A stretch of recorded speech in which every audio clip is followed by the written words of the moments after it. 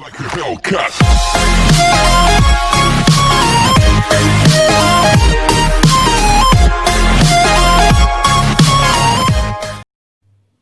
Hi student, मैं सुरजीत जाखड़। आज हम लोग अपने नए टॉपिक के साथ आए हैं। हमारा आज का जो टॉपिक रहेगा वो मैं आपको एवरेज और mean value of alternating current में आपको बताऊंगा। बड़ा अच्छा मज़ेदार कंसेप्ट का एक डेरिवेशन होगा, हम लोग उसको डिस्कस करेंगे। तो देखिएगा, एवरेज और mean value of the current क्या कहता है। हमारे टॉपिक का नाम रहेगा एवरेज और मीन वैल्यू ऑफ करंट। ये आपको याद रखना है स्टूडेंट। जैसे कि हम सभी जानते हैं, हमारे पास करंट का जो इंस्टेंटेनियस जो इक्वेशन बनेगी ना इंस्टेंटेनियस करंट की, वो बनेगी आई नॉट साइन ओमेगा। ये हमारे पास इक्वेशन होती है, आप सभी जानते हैं। I is equal to I naught sine omega T. ठीक है, टी की वैल्यू जिसको हम लोग आई नॉट को बोलेंगे। अब हमारे पास डेरिवेशन जो होता है बड़ा मजेदार होता है इसका डेरिवेशन। इसके डेरिवेशन को हम लोग कैसे पढ़ेंगे, अब देखिएगा आप लोग जरा। अब हमें एक चीज का पता होता है, हम लोग ये कहते हैं कि D Q by D T is equal to I, हमने ये पढ़ा होता है I is equal to D Q by D T. आपको एक छोटी सी बात और याद रखनी है स्टूडेंट, जो एवरेज मीन होता है वो टुकड़ों में होता है। आप जानते हैं कि किसी भी वेव की साइकिल पूरी होती है, ये 0, ये t/2 और ये t, तो टुकड़ों में लेंगे। साइकिल 0 से t में काम करेगी। तो अगर हम इसको मल्टीपल करते हैं तो हमारे पास D Q is equal to I into D T. हम लोग ऐसे लिखेंगे, इंटीग्रेट और इंटीग्रेट। साइकिल 0 से t/2 हमारे पास टाइम पीरियड रहेगा 0 से t/2। अब हम जानते हैं, देखिए डी क्यू का इंटीग्रेशन, देखिए जिसका दुनिया में कोई नहीं होता उसका क्यू होता है। आप कह सकते हैं डी क्यू का इंटीग्रेशन क्या होता है, डी क्यू का इंटीग्रेशन क्यू होता है। आई की जगह मैं वैल्यू पुट कर दूंगा, I naught sine omega T into D T 0 से t/2, याद रखना है।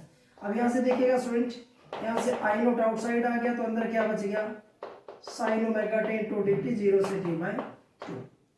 अब इंटीग्रेशन के अंदर आप जानते हैं जो साइन है उसका इंटीग्रेशन क्या होगा, तो आपको याद रखना है साइन का जो इंटीग्रेशन रहेगा ना वो हमारे पास क्या रहेगा, ये क्यू हो गया हमारे पास, ये आई नोट रहेगा, साइन का इंटीग्रेशन हो जाएगा minus cos omega T by omega 0 से t/2। आपको इंटीग्रेशन याद रखना है।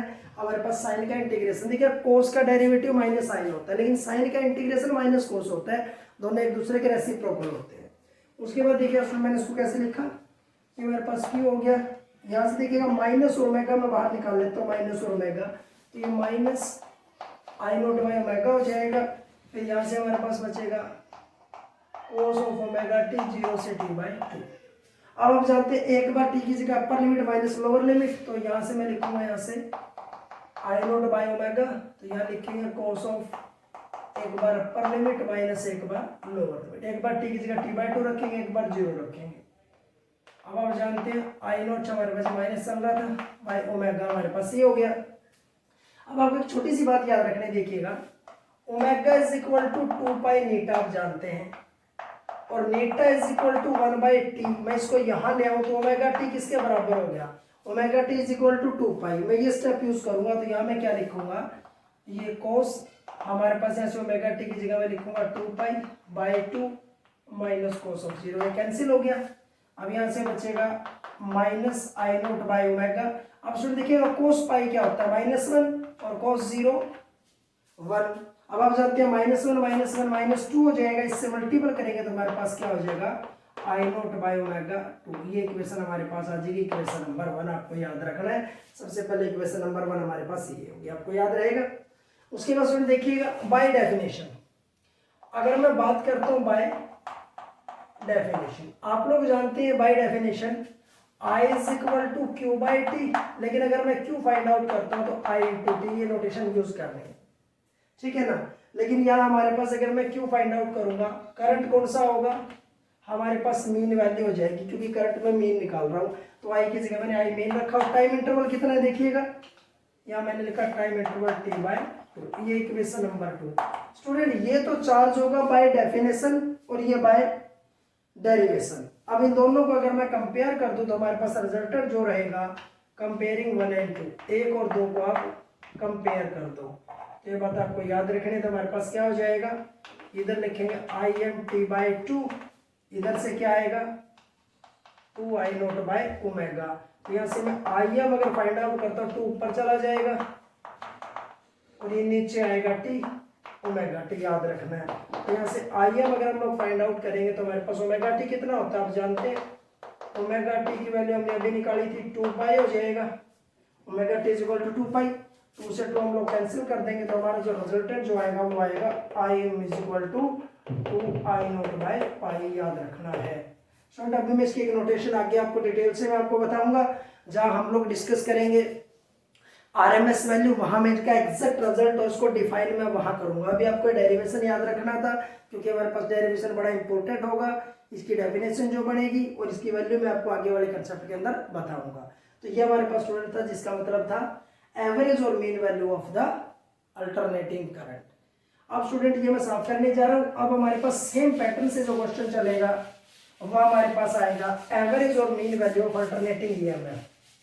ये करंट था, अब हमारे पास आएगा एवरेज और mean value of alternating EMF. देखिएगा स्टूडेंट अल्टरनेटिंग ईएमएफ की मैं बात करता हूं, आपको सिर्फ एक रिजल्ट याद करना है। यह हमारे पास जो इंस्टेंटेनियस वैल्यू होगी विद पीक वो क्या होगी, ई नॉट साइन ओमेगा। एक तो ये रिजल्ट आपको यूज करना है, ठीक है ना। एवरेज और mean value of alternating EMF हम लोग इसको नाम देंगे, ये बात आपको याद रखनी है, ठीक है ना। अब यहां से देखिएगा स्टूडेंट हमने एक रिजल्ट पढ़ा था जैसे ओम्स लॉ का यूज करते हैं, E is equal to I R. अगर मैं यहां से I निकालता हूं तो क्या होगा, ये डिवीजन में E बाय आर, और E की वैल्यू क्या है हमारे पास, E naught sine omega T by R, ये हमारे पास हो जाएगा I।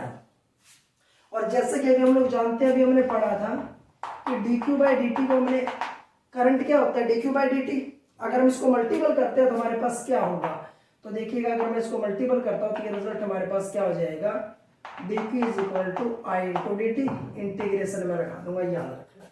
देखिएगा स्टूडेंट एवरेज और मीन वैल्यू की बात हो रही है, एवरेज और मीन वैल्यू हाफ साइकिल में चलेगा तो याद रखना है 0 से t बाय 2, इसको दिखाना चाहो तो 0 से q में दिखा सकता हूँ। अब आप जानते हैं इंटीग्रेशन का नियम है, ठीक है ना। हमारे पास इंटीग्रेशन में dq का, जिसका कोई नहीं होता उसका q होता है, तो dq का इंटीग्रेशन हमारे पास q हो जाएगा। यहाँ से 0 से t बाई 2, आई की जगह मैं क्या रखूंगा, E naught by R sine of omega T, ये वैल्यू मैं रखूंगा। अब आप जानते हैं 2 ये रहेगा हमारे पास डी टी। अब यहाँ से आप लोग बाहर निकालेंगे तो ई नोट बाय आउटसाइड आ गया, हमारे पास बचा sign omega T into D T, और यहाँ से बचेगा 0 से t बाय 2।